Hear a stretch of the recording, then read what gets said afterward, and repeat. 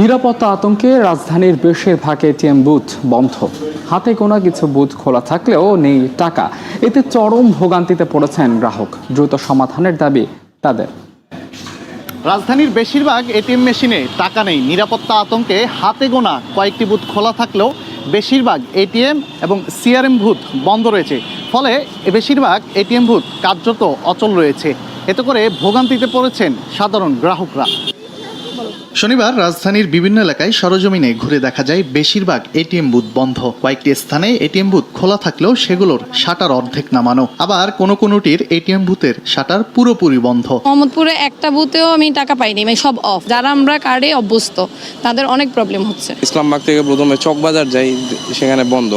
চকবাজার থেকে লালবাগ আসি, তারপর সেখানেও দেখি বন্ধ। তাদের হেল্পলাইনে কল দিলাম, বললো যে এই মুহূর্তে সিকিউরিটি পারপসে তাদের বেশিরভাগ বুথগুলো অফ আছে। কার থেকে টাকা উঠাইতে পারতেছি না, ভাড়াও দিতে পারতেছি না।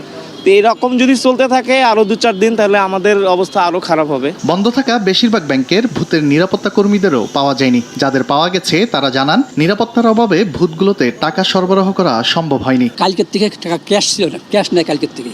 এর আগে ক্যাশ ছিল, চালু ছিল, সব চালু আছে, কিন্তু ক্যাশ শেষ হয়ে গেছে। কোম্পানি থেকে বন্ধ রাখছে। এছাড়া কোম্পানি আমাদেরকে বেশি কিছু বলে নাই কেন বন্ধ রাখছে। রাত হইলে চুরি ডাকাতি আতঙ্ক বাইরে যায়, এই কারণে বন্ধ, সাময়িক বন্ধ রাখা হয়েছে আর কি। নিরাপত্তা নিশ্চিত করে ব্যাংকের এটিএম বুথগুলোতে পর্যাপ্ত টাকা রাখার দাবি জানিয়েছেন গ্রাহকরা।